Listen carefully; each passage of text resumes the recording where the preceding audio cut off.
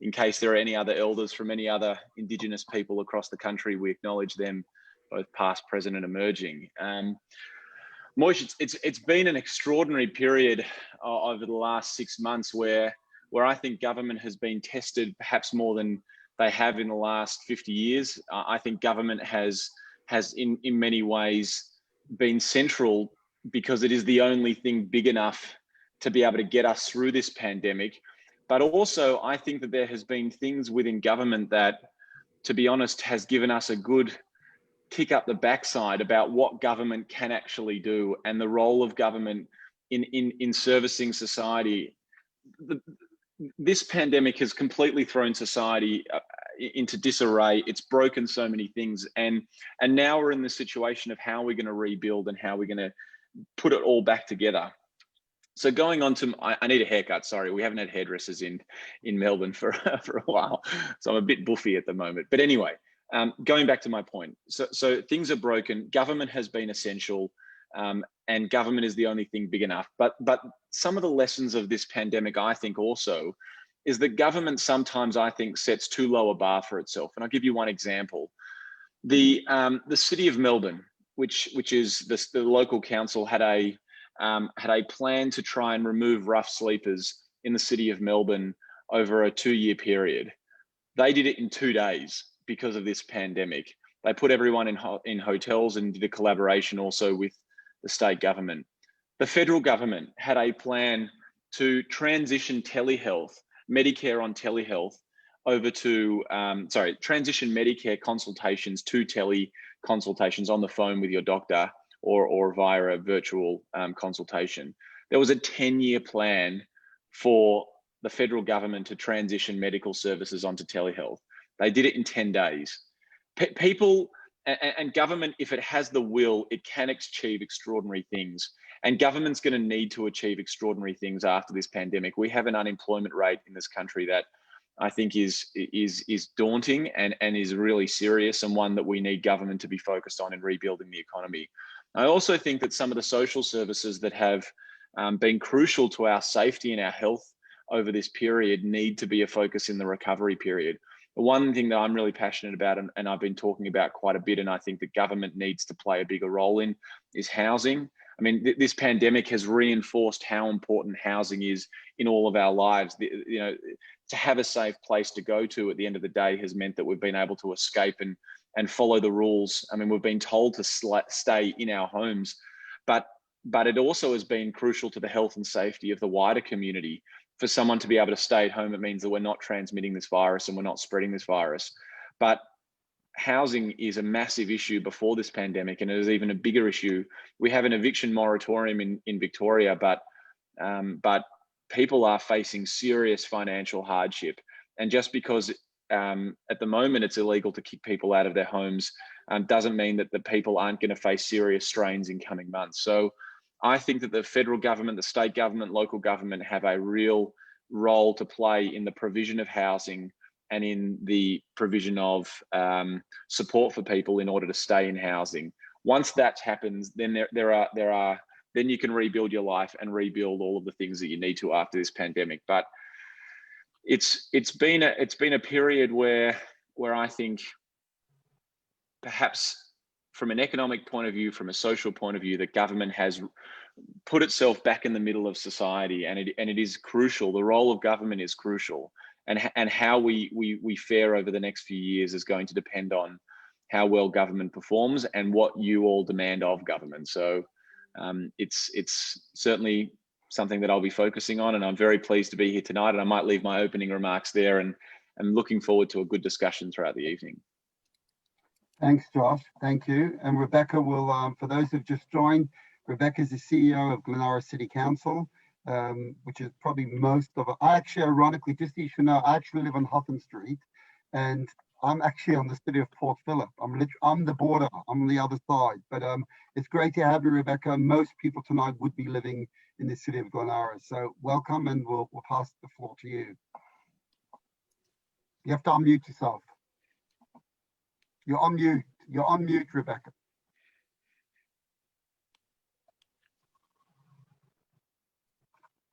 You're on mute. I think Moish, I'm not sure it's letting her unmute. Yeah, I'll try and fix that 1 second. We might just need some small technical assistance here. I had made Rebecca a co-host. Boom. We're good now. All yours. Great. Can you hear me now? Fantastic. And thank you so much for the invitation to join you tonight. And can I firstly add my acknowledgements of the traditional owners to those of Josh. And as Moish said, I'm the CEO at the City of Glen Ira. And so tonight I'm actually representing local government, which in my probably slightly biased view is the most important level of government, because we're the level of government that's closest to the community. But unlike David and Josh, I'm not democratically elected. So the community elects 9 councillors to represent them, and those councillors have 1 employee, and that employee is me. And as Moish said, normally you would have had our mayor here, but unfortunately we went into caretaker yesterday at lunchtime in preparation for the upcoming local government elections. So it wouldn't be appropriate for the mayor to sit here because it might be seen to influence the outcome of the election. So a health warning is please don't ask me any political questions because I'd need to take the 5th on those. Moish and Brian suggested that I just give you a quick bit of context because you haven't met me before. So really the council is my board and the decision maker, but my job is to run the organisation. So Glen Ira City Council, we've got 1,500 staff, $170 million budget, 120 different services, and we literally sort of touch people's lives from cradle to grave. We're the largest employer in the city of Glen Ira, and of course, we're the most diverse. So, we run everything from immunisation through to maternal child health, nursing homes, libraries, leisure centres, playgrounds, planning, parks, and of course, roads, rates and rubbish, which is what everybody knows us for. And just a little bit about me, I'm probably not really your traditional local government CEO. To start off, I'm a woman. And when I first became CEO about 8.5 years ago, there was more CEOs in local government that were called Peter, Steve and John than there was female CEOs, but things have changed a little bit since then. But my other sort of unique factors are really that I come from the profession of HR or people and culture. And I've had 8 years international experience, having worked both in Dublin and in the UK, although those times feel like a very long time ago now when compared to my 5K bubble from home. So tonight, what I thought I'd share with you is some reflections about how council has adapted in a COVID world. And I wanted to do so from sort of 2 different perspectives, really. So one was our role as an employer and our role in community leadership and service provision. And community and service provision is the other area, but I'll keep it to a bit of a brief overview, but we can take it anywhere that you want to in sort of questions and the discussion. So as I mentioned earlier, 1,500 staff, 120 different services. We've got really good levels of staff satisfaction, employer of choice and all of those sorts of things. But despite that, up until kind of pre-COVID, our approach to work was pretty traditional. And despite the fact that, we'd spent years trying to convince members of the executive that working from home was a genuine strategy that will enhance satisfaction and productivity and all of those sorts of things, not everybody was necessarily bought into it. So really through COVID, we found that within a 5-day period, we transitioned from being a really quite a traditional type of organisation to an organisation where most of our office-based workforce was actually working from home. And, Josh was reflecting on that in terms of how fast organisations have had to transition, adapt and pivot because of the circumstances that we found ourselves in COVID. So organisationally now we sort of connect with each other via Zoom, Microsoft Teams and Workplace Facebook. And for the most part, in the short term, I don't really think our productivity has been negatively impacted. But as I was having a conversation with David actually earlier today, I'm not convinced yet that there won't be any long-term impact of sort of that lack of in-person connectedness and visible leadership over what's been now a 6-month period, and we never anticipated that it would be something like that.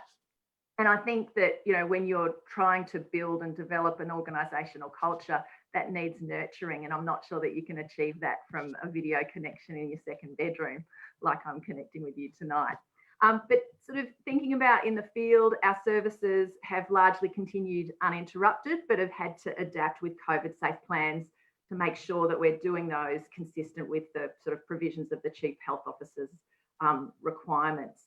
And they're all the services that you normally sort of take for granted, that our streets are clean, our parks are maintained, our rubbish is collected, our elderly are cared for. But they're the things that don't hit your radar until they're not delivered. But for the most part, those services are considered essential services, and they underpin the sort of health, safety and wellbeing of our community. But some of our services have had to close, and where we've had to close those services, we've had about 550 to 600 staff that have been impacted by closed services. And we've tried to redeploy those staff wherever possible into sort of alternative roles. So swim instructors have become COVID ambassadors, encouraging social distancing, and that in our activity centres and in our parks and open spaces.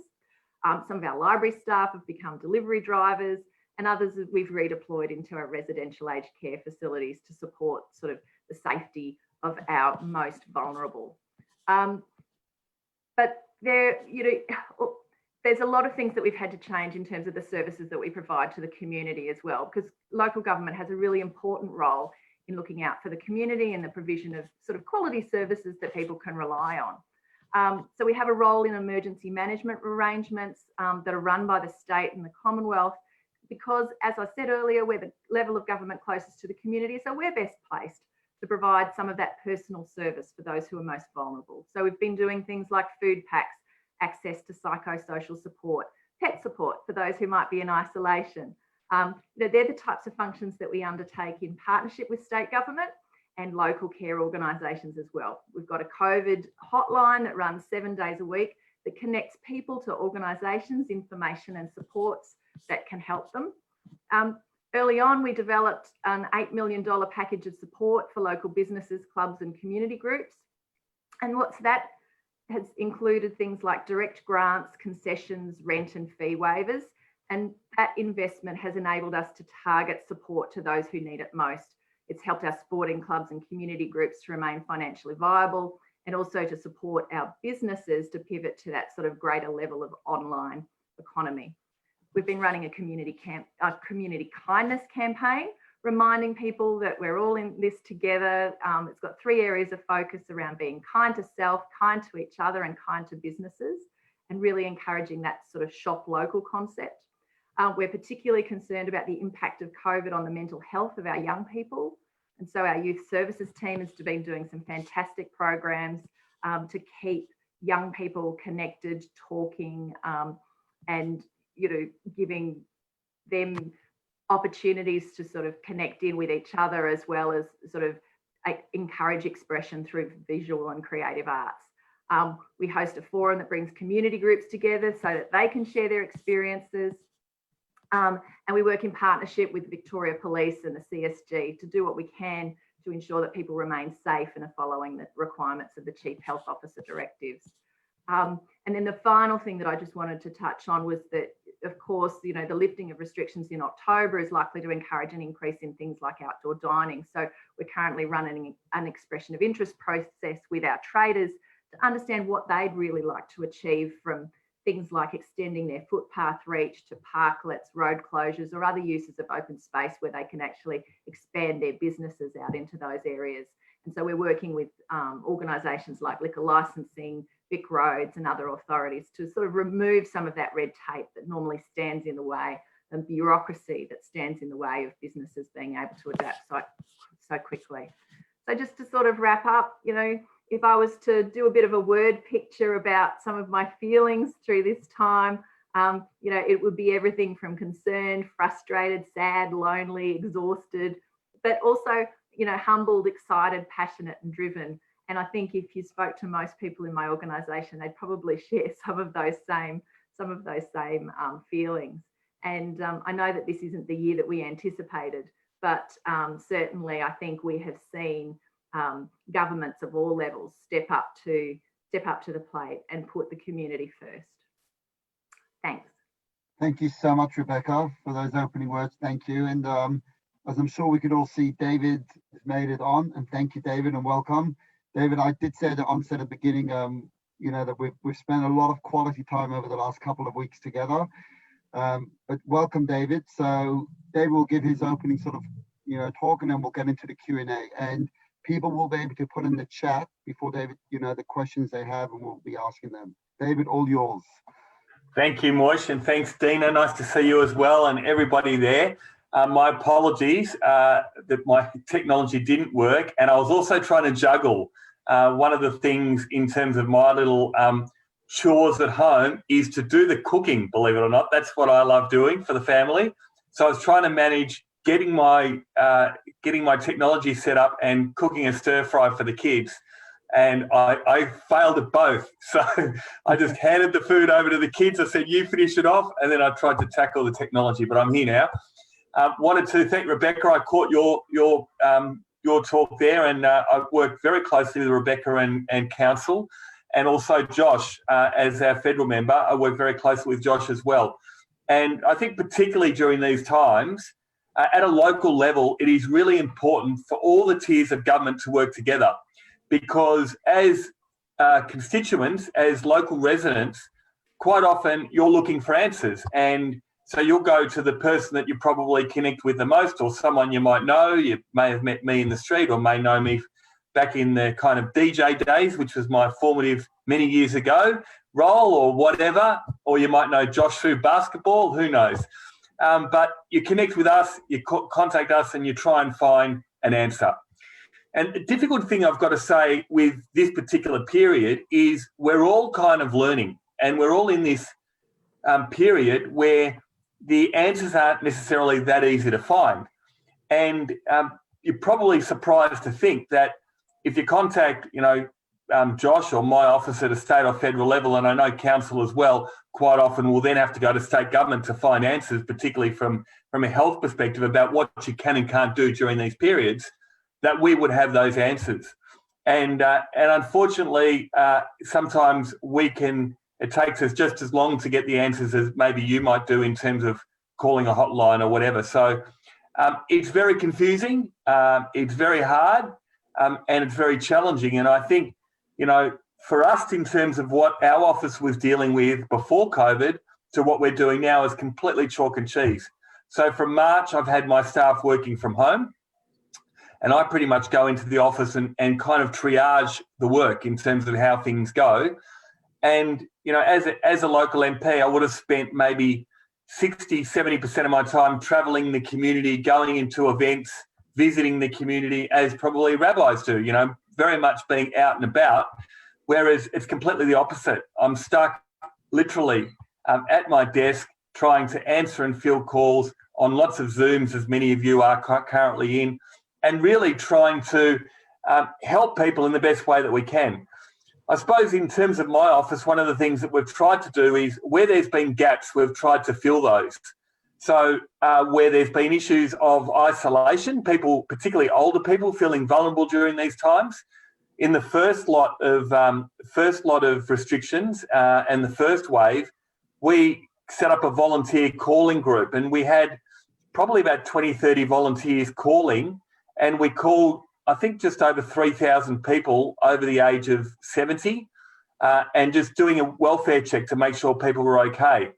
We even had a situation where there was a lady in her late 70s that her vacuum cleaner broke down and she needed a new vacuum cleaner. She couldn't leave the home. So I rang her and I said to her, look, tell me what you need. She gave me a photograph of what she was after. I went into Godfrey's, picked it up for her, and she was so grateful. And it turned out that she actually had kids that were young enough to be able to do it for her, but she didn't want to bother the kids, and she felt like she'd be a burden bothering the kids doing it. The funny thing about it was I got a message a week or so later, and we said, that lovely Jewish boy, the Member of Parliament, Josh Frydenberg, helped me out and delivered a vacuum cleaner for me. So there you go. It's funny how things work.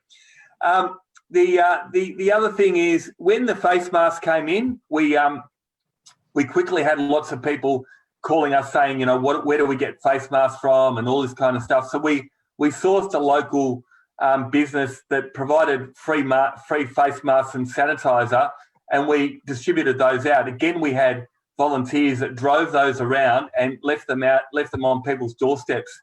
And we had a massive task in doing all of that. So I've tried to be as practical as I can during this in trying to find solutions. And at the same time, I know Josh Burns and I have been working on a number of situations with the Rabbinical Council and others trying to help the Jewish community on specific issues.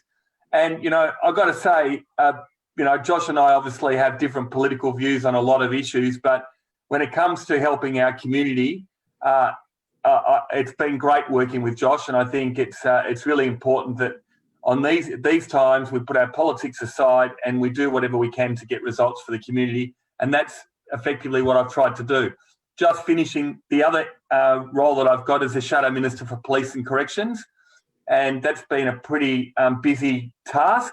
In obviously from the emergency perspective, policing have quite a vital role. And again, so not only do I get contacted by the constituents of Caulfield and surrounds, but also most of Victoria when they have issues around policing or the way the whole COVID situation has been managed from an emergency response. So we would get literally thousands of emails every day that we've got to respond to, and that takes up a big fair bit of our time. So I'll leave it there and happy to answer questions. Thank you. Thank you so much, to all three, to Josh, to David, to Rebecca. Thank you. Really informative, and it's nice to get an overall picture. We're going to, if anybody just want to remind, if anybody has any questions, feel free to put them into chat. But I thought I'll if we could get sort of a 1-minute answer from each one of you, very high level. What is the difference between the three governments in the sense of, obviously we've got, federal, state and local, but literally in 1 minute, how do you feel your role is? Part one to the question. Part two is, and specifically in relation to COVID now. So we might start with Josh again, then we'll go Rebecca and then David. We'll just keep that order. Why not? Well, before I do that, Moish, can I just echo David's statements about working together on local things? David, David and I speak quite a bit, and we do have a really good relationship that is one of trust. And we have fought political battles against each other, but those days are behind us now. And now we do just focus on the community. And David really does care about our local community, and he does work hard for it. He's good to work with on those local issues. Federal government is about your taxes. It's about the economy. It's about the military. It's about people coming into our country.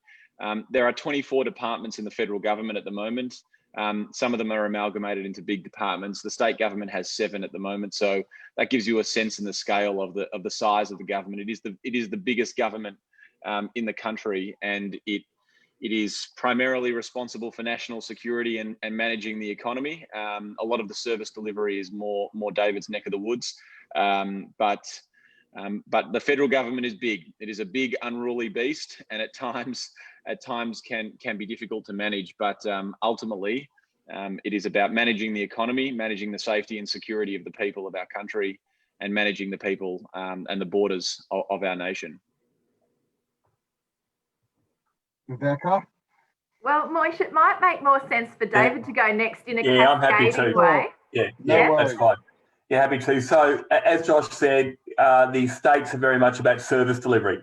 And that's why you're probably seeing at the moment a lot more of the Premier giving the daily conferences about particularly this pandemic. So it's things like health and education and law and order and most of the things that touch us each and every day. And one of the things also is quite often you'll see the federal government is kind of overarching, as Josh said, and then states kind of deal with a lot of that kind of things that touch us every day. And then Rebecca will talk more about the local elements, which is even more grassroots. But one of the things that just briefly to mention is we're seeing more state sovereignty, and shows that we've got to remember that we came together in federation in 1901, but before that we were all states and territories, all different parts. And in order to join, we gave over some powers, but ultimately the powers of how states deliver those services remain with the states. So as much as the feds would like to say, well, this is how you're going to do it, and all the feds should do things this way. The states have their responsibility to say, right, if we want to close a border and not let people come into Victoria, then the states can do that. So the states can actually control a lot of those things that obviously affect our health pandemic right now. And then Rebecca? local government is very much the final layer, the grassroots, where government and community meet most regularly.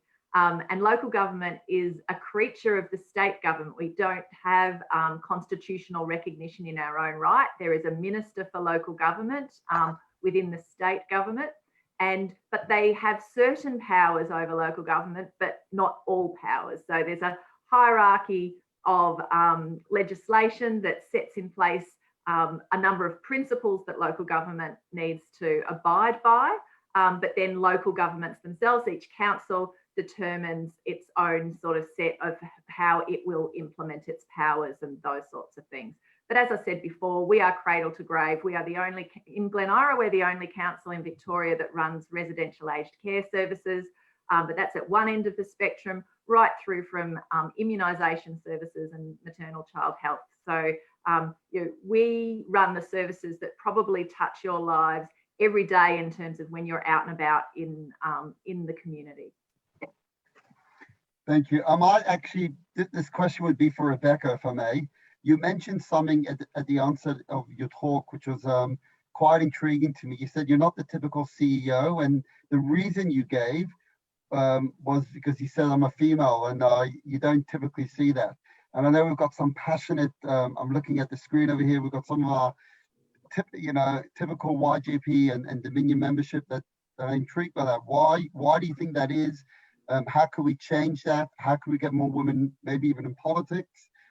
Is there imbalance? What do you think? Yeah, look, I think that there is imbalance.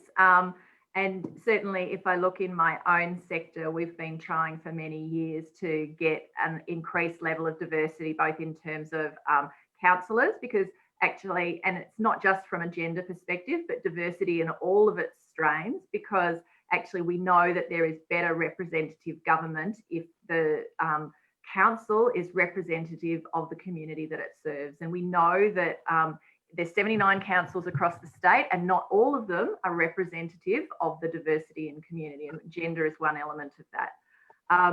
But we've been working hard to get more female CEOs in the sector. We're now, I think, at 24 out of 79, which is a really great improvement over the last couple of years. But I think that the reason, going back to your first question, part of the reason is that quite often I think people's view of what a typical local government CEO was is that they were the engineer or they were the accountant, and really that tended to be somebody that came from a male profession. I think the other element of the role is that it's a bit antisocial. It's long hours, it doesn't necessarily suit everybody, and sometimes also people don't necessarily want to deal with the politics and the behaviour of some elected representatives and things like that. So it's not always an attractive. Hang on. What are you saying about the behaviour of elected representatives? Certainly David not in Glen Ira. Glen Ira's council are fantastic. David and I object to that. Yeah, absolutely. Yeah, Glen Ira's council are fantastic, but that's not necessarily been the case everywhere across the state. So, and isn't always everybody's experience. And they're the things that women tell us why they haven't applied for roles as local government CEO. But I love my job. I think it's the best job going.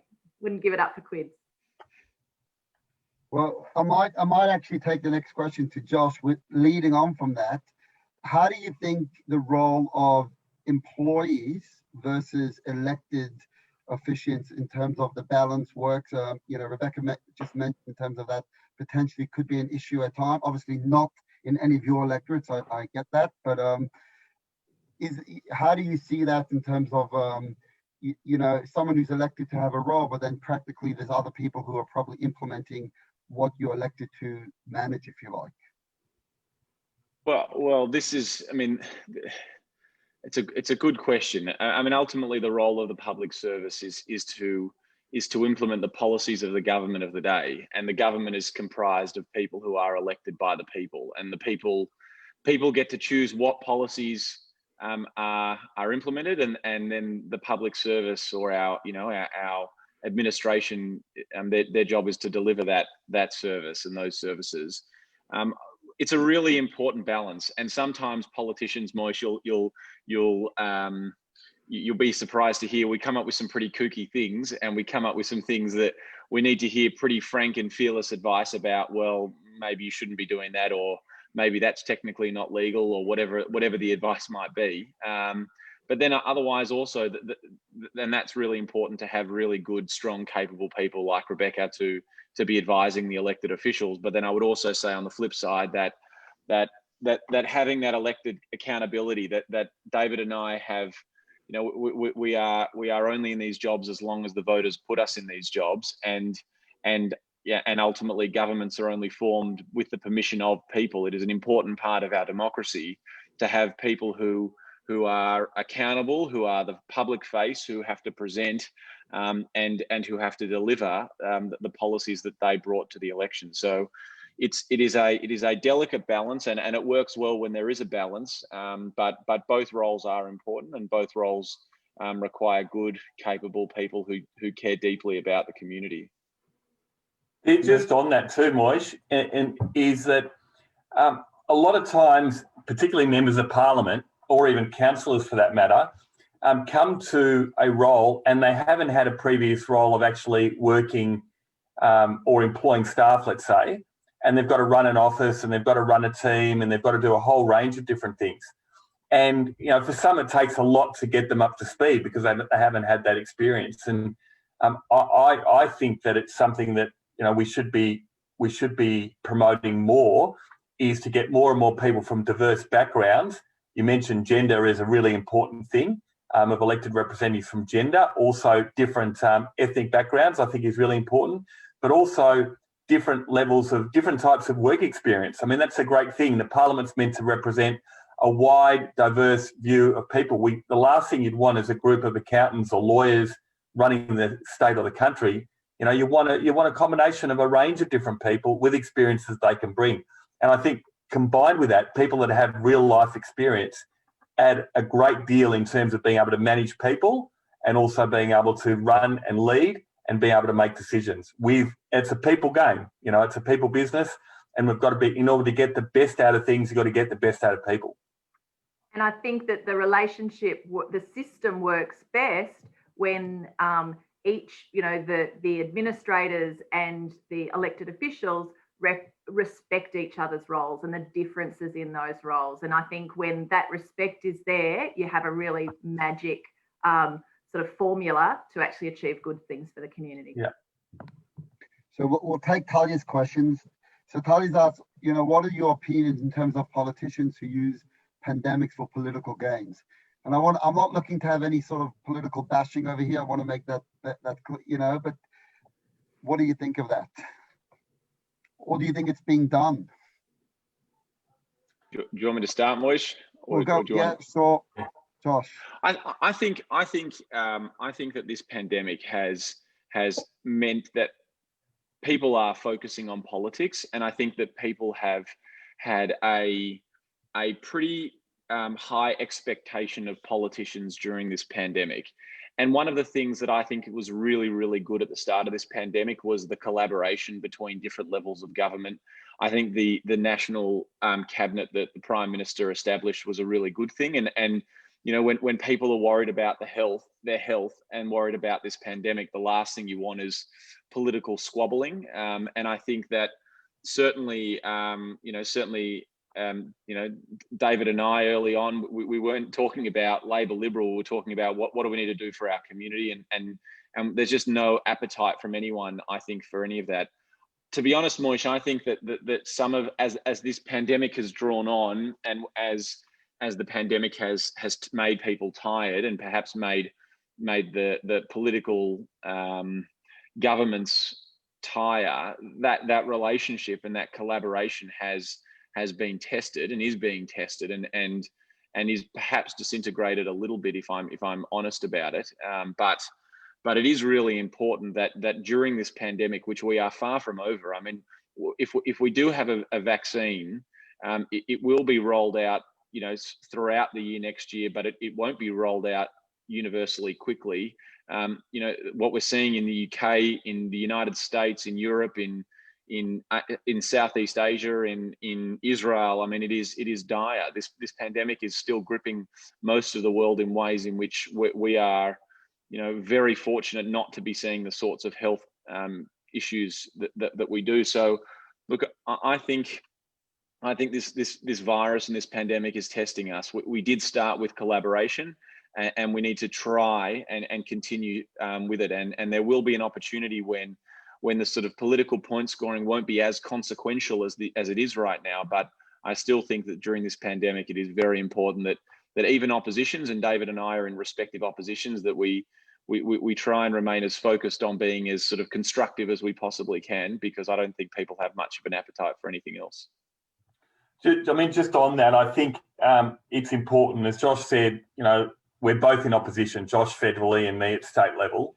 And it's a great part of our democratically elected system that you have a government and opposition to hold the government of the day account.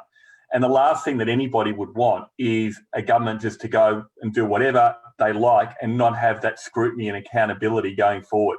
And there's no government is perfect, and no government is going to make decisions right 100% of the time. And I think it's interesting because as the pandemic's gone forward, you've seen a stronger division within the community, and you've seen people that kind of have accepted pretty much, certainly in Victoria, where we've gone and what we're doing. And then you have another group that has seen the second wave and the way that's been managed. And within that group, a lot of people that want to get everything opened up and want to kind of return back to what they would see normality as soon as possible. And so as members of parliament, we get pressure from our constituents in terms of what are we going to do to help our constituencies, that group that are saying, why are we in lockdown in these laws that are different than every other country in such stringent time with curfews and a whole rest of it without going into the details, and why aren't you doing more to be able to represent us? And so I think the answer is somewhere in the middle. So it's not kind of over here where we all kind of hide in our house and do nothing until we find a vaccine, because I think that would be unrealistic. But at the same time, we don't let it rip and we just go back and pretend like nothing's ever happened. There is a sense in the middle. But to do that, we've got to be asking the questions, and we've got to make sure that what government, whether it's Scott Morrison federally or Daniel Andrews at state level, are doing things that are fair, reasonable, and particularly when Josh and I have got our ear to the ground and we're hearing from our constituents about what their concerns are. If we ignored that and said, no, look, we're just going to not say anything, we wouldn't be doing our jobs.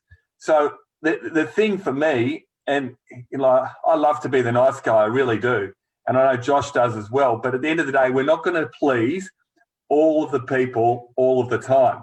There are going to be times where we're going to take a position, and there'll be a group of people out there will say, great, you've taken a position on this, and we really, really value the fact that you've done that. And there'll be a whole lot of other people that will say, we don't agree with your position. At the end of the day, that's the business that we're in. We're in the business of politics. For me, I know, and I know for Josh as well, it's not about serving my ego, and it's not about, what I would like to do. Every single decision that I make in this job, I do it considering the people that elect me. And I try to come up with an outcome that I know the people of my constituents would want, balancing everything out. And, sometimes you're right on the money. Sometimes you're a little bit off, but every single time you do the best you can. Thank you. Can I just jump in as an observer, and a pretty active observer? I've been in one of the beautiful things of the silver linings that I've seen is the incredible relationship that both yourself and Josh, David and Josh have had over this pandemic and working for the community. And it's truly been something beautiful to witness as one of your local, members over here. So really, kol hakavod, good on you, both of you. Rebecca, we're going to jump to a question to you. Hannah asked, what do you think the residents of Glenara can do more to support the community?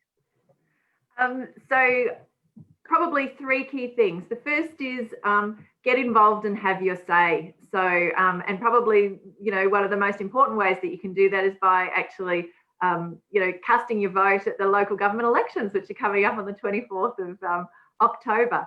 The other thing is to get involved in consultations and engagements and those sorts of things. So when local government or other levels of government are asking your views on things and those sorts of things, get involved and have your say.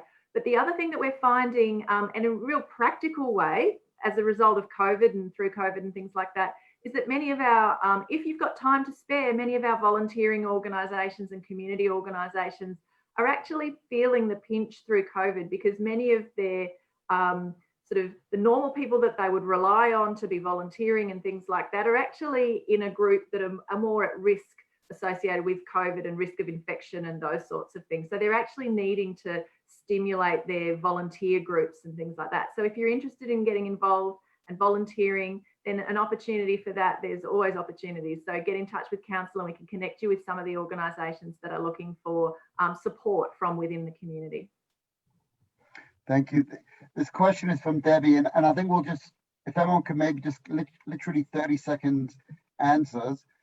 Is there anything that you feel that we could do to combat, anti-Semitism? I do want to say that I'm not in denial of anti-Semitism, but I do want to say that I feel privileged to live in a country like Australia, where it's definitely something that is spoken about, tackled, and by far and large not something that's prevalent within the community.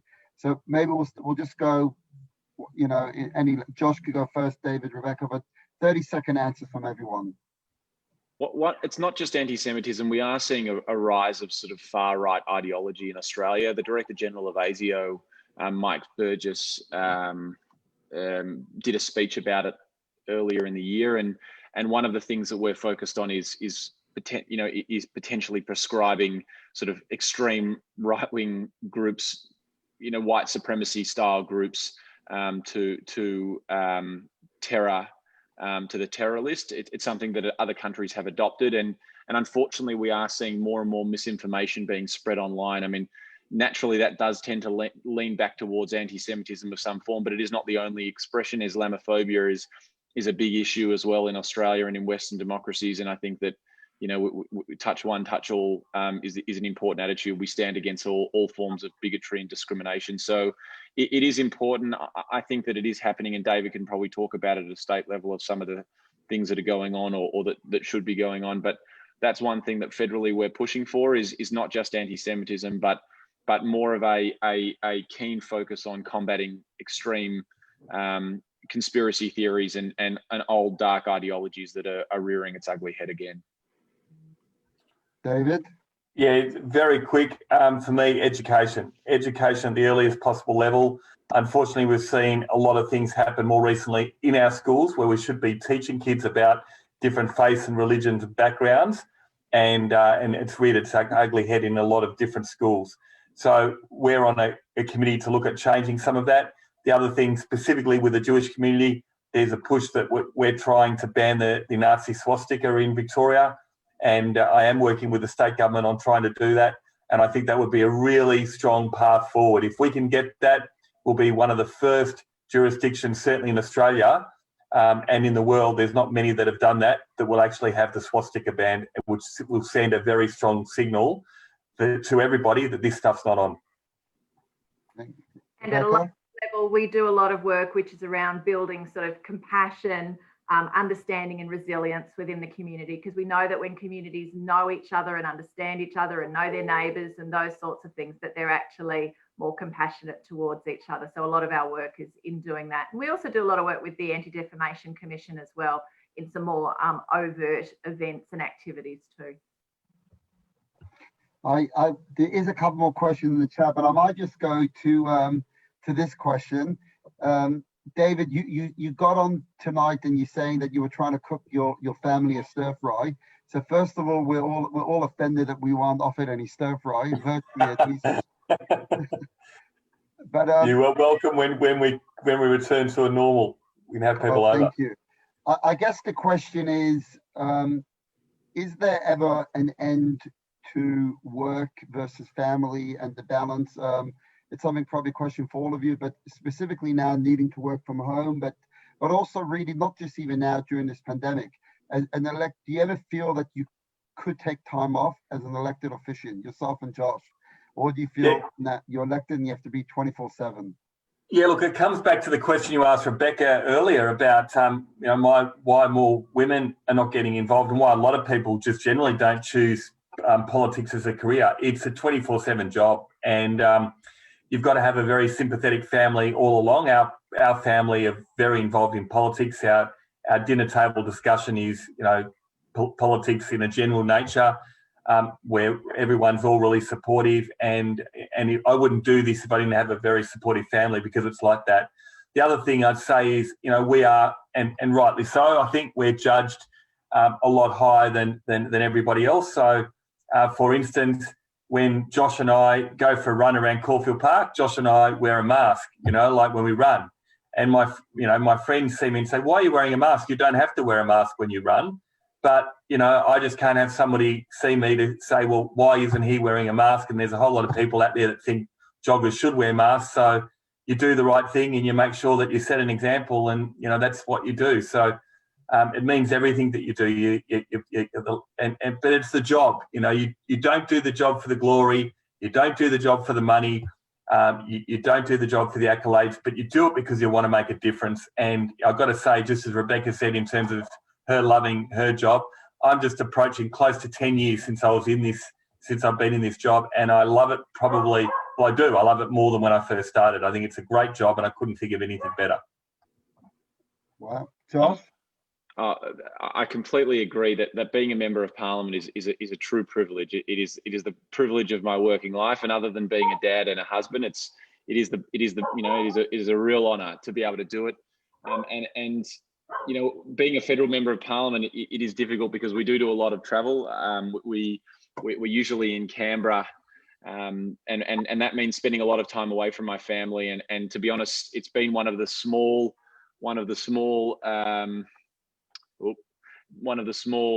I guess, bits of positivity about this. Silver lining about this pandemic is that I get to spend time, and I'm on bath duty. I do the bath for my daughter, and I also do the cooking as well. But I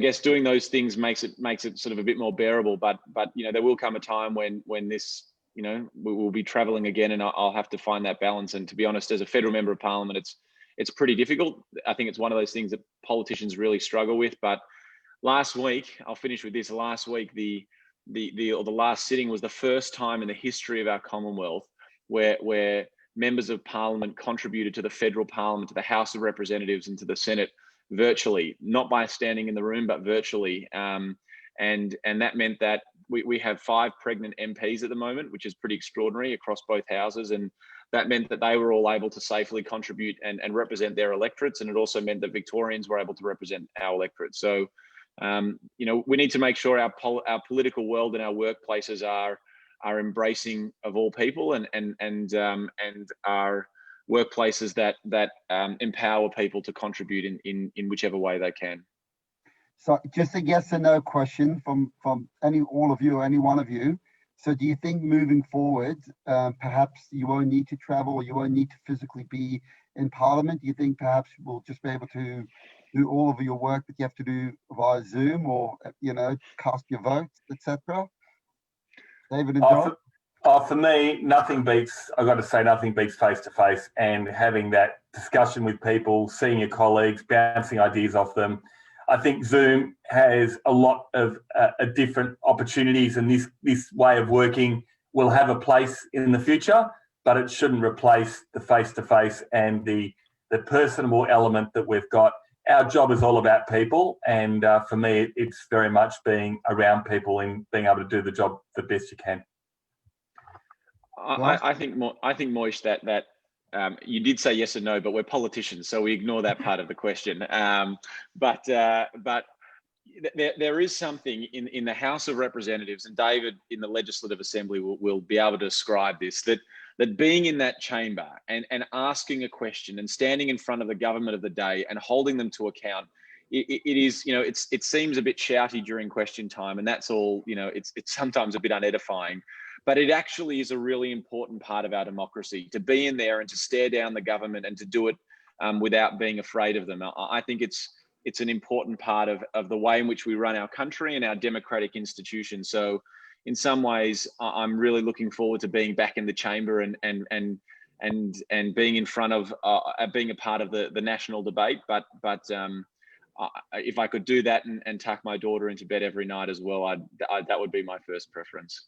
Thank you. Rebecca, question for you, really important. You mentioned before that you're removing some of the red tape in terms of getting ready for the summer, having food vendors being able to sell food on the sidewalks. You know, can you tell us a bit more about that? And because it's definitely something that people would be excited about, and being able to go to restaurants, sit down and have a nice meal. Wouldn't it be lovely? I think we're all looking forward to that. So certainly the part of the plan around opening Melbourne back up is very much from the end of October, that there'll be an increased focus around outdoor dining and outdoor hospitality, because we know that the risk of infection transmission is lower in outdoor spaces. So we're working with our traders and our businesses throughout the municipality to look at how we might be able to take more dining onto the streets in Glen Ira. And some of that will be about extending where they're trading in terms of on the footpaths, but it might be about things like looking at some of our other outdoor spaces, like our rotundas, and you know, closing off perhaps some roadways for a temporary period or for certain hours and things like that, and allowing dining a bit more European style in some ways to actually spill out onto the streets. We need to make sure we can do it safely and within appropriate regulations and those sorts of things, but that's what we're working on, because we want to see Melbourne and particularly businesses in Glen Ira getting back to business as quickly as possible. Right, guys, we've literally got like 1 or 2 more minutes, so we've got, if I could ask each one of you, what do you think is the next step that needs to happen? Or you could answer, what do you feel you have to do tomorrow when you come to work, or tonight when you go back to work? It's got to be 30-second answers. We'll go with David this time. You kick off. Yeah. So we've just got to find a sensible way forward for people to get their lives back in order. We've got to get people back to school. We've got to get people back to work, and we've got to do it in a COVID way, understanding that the virus is going to be with us until such time as we get a vaccine. Josh? I would just add to that when we come out of these restrictions, we need to make sure that we are not going back into these restrictions, that when we come out, we have to stay out. And so doing so in a way that is safe is really important. And when we're out, we all efforts of government and all layers of government have to have a absolute hawkeye focus on rebuilding the economy, because people need jobs and people need opportunity. And at the moment, there are about 13 people who are jobless for every job that is out there. Jobs need to be created. And obviously a big part of that is coming out of the current restrictions, but a big part of that also is going to be how government decides to put its focus and put its attention forward. So that's going to is continuing to be my focus and will be for a little while, I think. And ditto to both of both David's and Josh's comments, but also let's make sure that we look after each other along the way as well. Right. And literally a one-word answer. Let's see if we could do that. Biggest challenge? Anyone? What's the biggest challenge you reckon? Unemployment. Okay. David? Yeah, economy. Yeah, I'd say economy too. All right, amazing. So guys, could I just really a massive thank you. Now, Aaron Mendel wrote on the chat something which is really important. He said, Josh, when you were running for election, you came to Dominion and you promised that you would come back for a kiddish. So by extension, I'm extending that promise to David and Rebecca. Yeah, I was wondering where my invite was. No. It's very clearly there. It's very clearly there. And please God, very soon when we're going to be allowed once again to be at shul and have a kiddish all together, we want to have all of you please back there where we could have a bit of herring and schmaltz and the l'chaim, and Benjamin, who makes beer, is giving his thumbs up, and he'll be providing the homemade beer. And to all of you, thank you so much. I know we didn't get through all the questions. I had quite a few, more questions that I want to get through, but it's amazing how quick an hour goes by. But I do want to just conclude by firstly thank you, not just for them for coming tonight, but really thank Rebecca, David, and Josh for all the incredible work they're doing for the community. I could attest to the hours, endless hours that each one of them put in. I know late at night they're getting phone calls and text messages and coming to meetings, literally, and that's not an exaggeration. That's really what's going on. So a big thank you. We want to wish them all success in their respective roles of government and council, really making sure that our community is safe and looked after and provided for. And so big thank you. And to all of you out there listening, first we want to wish you Shana Tova. We want to wish you an easy fast, but we also want to tell you YJP Dominion is here for you. If you need anything, reach out. Please don't be bashful, don't be shy. Dina is right there. You can see Dina, and I want to thank Dina. And if anything you need, please do reach out. And finally, the last thank you of tonight, I want to thank Brian Berger, our partner in crime, who put so much work and effort into YJP. And for those who haven't amazingly heard of this, if you haven't, go on Project High Holiday website to check out all the happenings for the high holiday season. So Shana Tova to all of you. Thank you all for joining.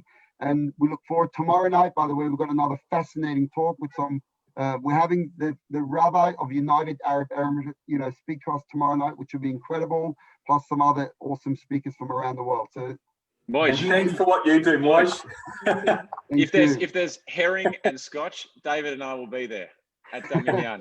All right. Yeah. Well, thank you for what you do, and Dina and everyone. You do a wonderful job, really. Absolutely. All right. Thank you all for joining us, and take care, everyone. Be well. Thank you. Shana Tova. Shana Tova. Shana Tova.